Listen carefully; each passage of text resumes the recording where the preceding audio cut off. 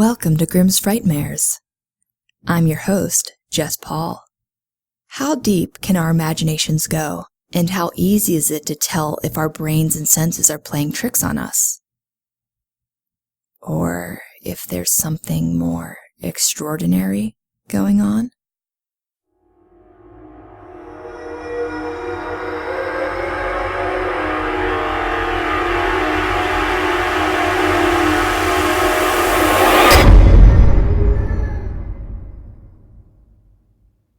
Here's a story where the line between the dead and the living gets blurred. And we might not even know it. I still hear my sister after she moved out. Have you ever heard your pet moving around in the next room after they've passed away? Juniper was our border collie. We got her when I was about 8. And she lived a full life until she eventually got sick and began to deteriorate when I was 22. It was probably one of the worst days of my family's collective lives. I never saw my mom cry so much. Not even when her own parents died. But I digress. The point is, a little while after Juniper died, I noticed that I could still hear the noises she made around the house. For a few seconds, my brain comfortably accepted the sounds as my dog just doing her thing upstairs or in the adjacent room. Until the cold pang in my chest would remind me that that wasn't possible. The soft thump of her jumping off the couch, which she wasn't supposed to be on, as she heard you coming into the living room. The distant taps of her nails as she walked up the basement stairs from the backyard. Even the subtle jangle of her collar as she'd move her head to listen to a big truck rolling down the road in front of our house. I still would hear her. Was my dog here as a ghost? Nah, I never thought so. Every time I'd hear the little sounds, I'd soon realize it was probably never her at all. When I thought I'd hear her slim feet hitting the carpet, I'd realize it was the long floorboards sighing at the kitchen door before you entered the living room. Her nails on the stairs were just robins mating in the gutter outside the basement window. And her collar? It sounded a lot like my mom's wind chimes on the porch, which we'd had as long as we had Juniper. Every time I debunked her sounds, I retrained my brain, and after a year or two, I stopped noticing the sounds altogether. Now I, Margot, am 25, and I am the last child to leave the house. Yeah, that kind of spoiled millennial who lives with their parents well into proper adulting age. Middle child, if you cared to know. My older brother moved out a decade ago, as soon as he graduated high school, saved up his money, and threw in on a bachelor pad with his buddies where he played Call of Duty until he got the op to work in the oil field. Then last year, the baby of the family, only 2 years younger than me, got knocked up by her boyfriend and insisted how it must have been an immaculate miracle. Despite nobody falling for that, my parents still helped her pay for her dream wedding. I gotta admit, she looked beautiful and perfect in her white dress, even with an 8-month-old baby bump. Amber, my sis, and her boyfriend, husband, packed up the baby and her bedroom last month and moved to a middle-class suburb 10 minutes away. But my brain is having trouble understanding that she ever left. See, Amber had the room next to mine all of our lives. We shared a big broad wall and a heating vent, which she used to bug me with by calling my name through it and then denying it afterwards. And basically, we could hear each other's business for decades. Yes, most things were muffled, and thankfully she had the tact to turn up her music every time she had sex with her said boyfriend. but I still always knew when she was there. When she'd come home from work at Mickey D's down the street late at night, she'd kick off her shoes, which thudded against the wall before she collapsed into bed. In the early morning, before she'd go to class, she'd tap off her powder brush loudly before setting her face. I focused on these specific sounds the most because there was a good chance I'd still be sleeping at either time, and she'd wake me up despite me asking her to not. The first day after she moved out was a whole new, quiet world. The second floor to my house had never felt so still, and when I walked past her open door, my heart actually fell a little bit. It was weird to see all of her furniture, her knickknacks, photos, and decorations cleared out like a Kmart in 2016. It reminded me a little bit of when we finally packed up Juniper's food dish in bed and gave it to a family friend who'd gotten a new pup. I shook off the feeling and continued into my room. No more waking up to her morning makeup routine. It was a brand new day. Everything was calm for the first week. It was the beginning of July when I heard the first sound. I was browsing Facebook before I went into work one morning, as I got up to get more coffee. As I reached out to touch my doorknob, I heard the distinct sound of my sister's bed creaking. Like all the times before with Juniper, it took just a few seconds to finally register what I heard and what I thought it was. After a cold, creeping pause, my hand finally twisted the doorknob, and I rounded the corner to look into my sister's room. To no surprise, it was empty. My sister's bed was actually one of the few things left in there, as her new place had the boyfriend's bed. I stared at the unsheeted mattress and metal frame anyways, taking my brain down the familiar path of, it must have never been my sister's bed creaking. Maybe it was me walking on my floor. Maybe it was something outside. Whatever it was, it couldn't be Amber's bed. I eventually broke out of my mini trance and got my last cup of coffee before heading to my church office job, where I answered about 3 calls a day, usually about what to bring to the weekly cookie social. Not a lot of time had passed before the next thing happened. It was the following Friday, and despite me being a mega introvert, my friends convinced me to come out to this thing called a bar. I told them okay, just as long as they didn't make me have more than 1 drink. 4 mojitos and a chocolate cake shot later, I was creeping in from the Uber, trying my damnedest not to wake up my sleeping parents down the hall. As I passed by my sister's dark room to get to mine, my chest tightened when I thought something flickered past the hall light pouring through her open door. The sudden catch of breath almost made me vomit, and I quickly forgot any fear, diving to my garbage can a mere 15 feet down the hall in my room. Sweating and swirling, I dumped my butt onto the floor beside my trash can to collect myself. My dim room was peaceful, save for the yellow hall light that pierced my blurry vision. I began to stumble up to close my door before my 4-inch heels stopped me, and I unstrapped them and kicked them at my wall, similarly to how my little sis did all those times before. I winced, remembering my sleeping parents, but recovered when I didn't hear my dad stirring. But as I was getting to my feet seconds later, something broke the silence. From the other side of the wall, I heard the familiar bang, bang of shoes hitting the plaster before falling to the floor. I froze. Was that an echo?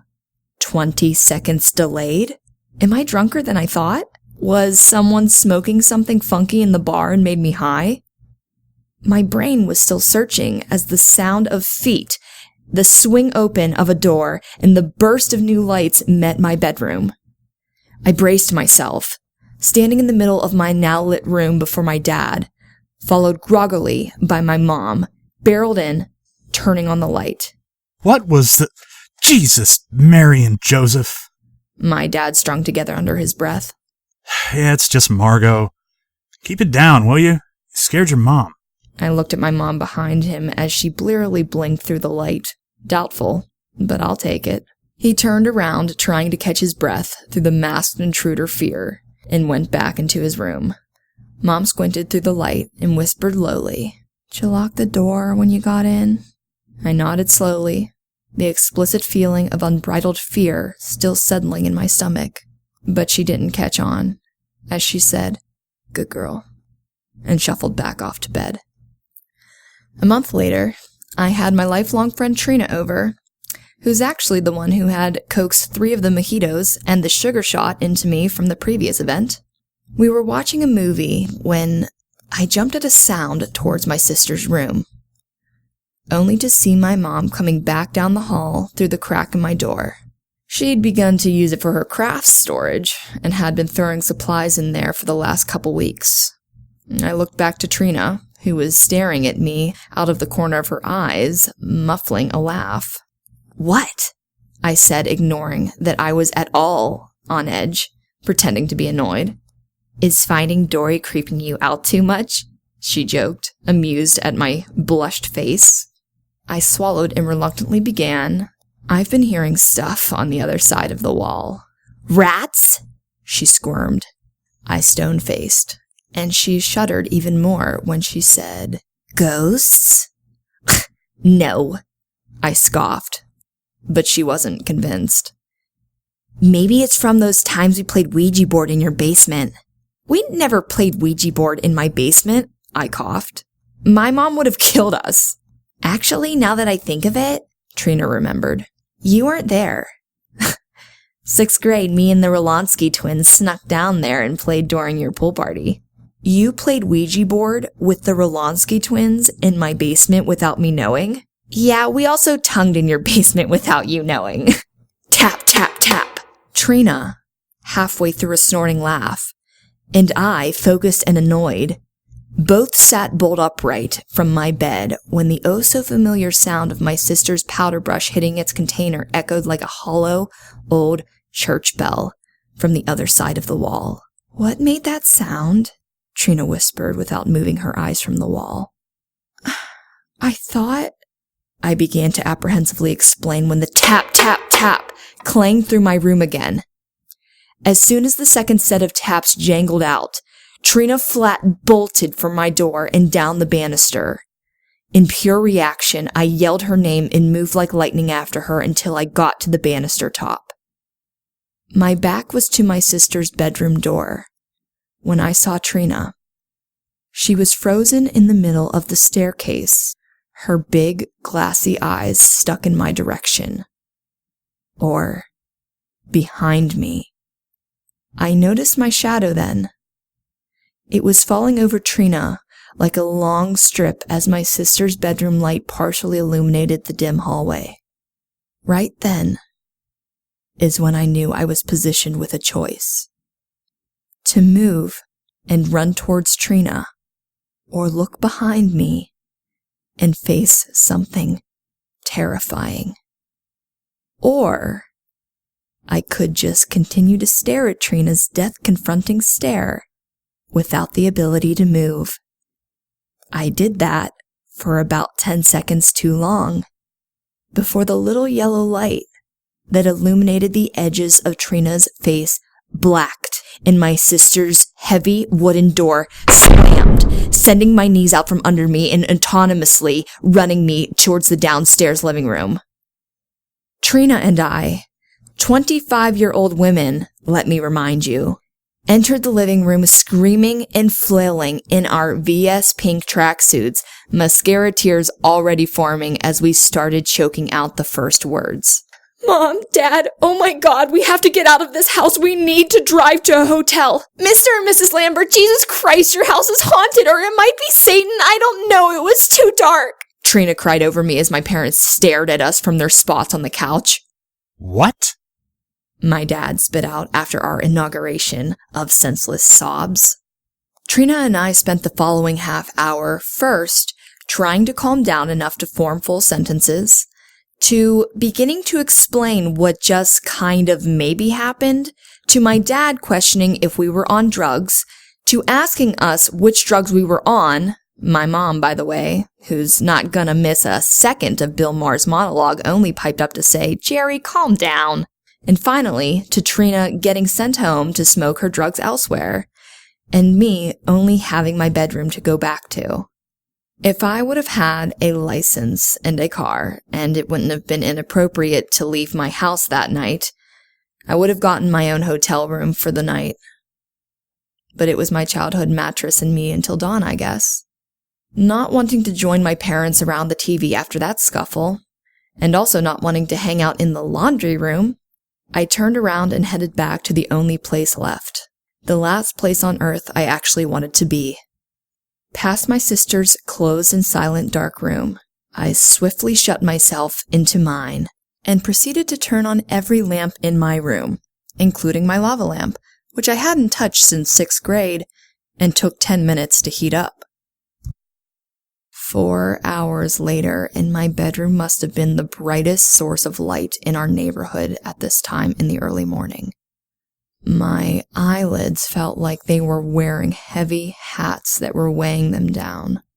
My spine had been propped, unmoving, against the pillow ramp to my headboard while Netflix had paused Friends Season 3, R.I.P., to ask if I was still there. And in the early morning stillness, and that light ablating silence, one sound stirred me from my almost sleep.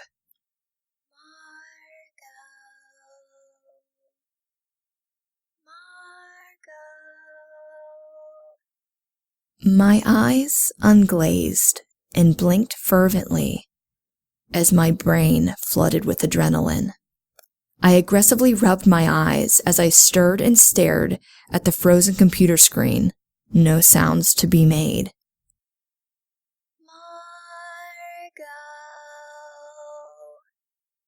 It finally said again. But this time, I realized it was not coming through my headphones. In fact, my headphones might have been muffling the sound from ringing full volume in my ears, with a slowness I didn't know I possessed. I lifted my hands up to the big can earphones and nervously slid them off my ears. The bright silence was excruciating. It felt like a circle of spears being pointed at my chest, and I was waiting until the call was given to strike and tear me apart. With some strange bravery, I sat up in bed and began to crawl to the foot of my bed when my name rung out. Margot. The voice, this time, rings out clearly in front of me. It's a tone that strikes my nostalgia like the smell of apple pie at a Labor Day picnic. It is the voice of a little girl, not too unlike my little sister's, which called out to me to bother me while I tried to finish my homework before dinner on a school day.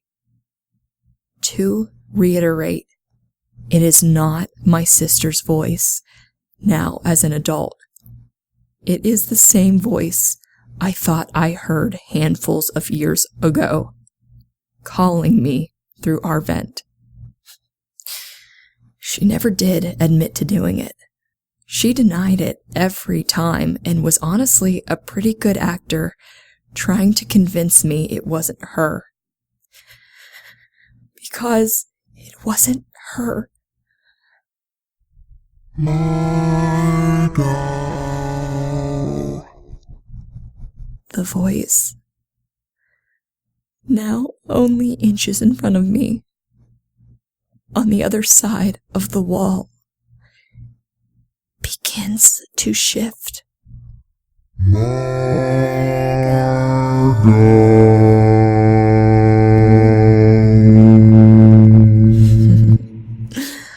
I hope you enjoyed that one, Fear fans.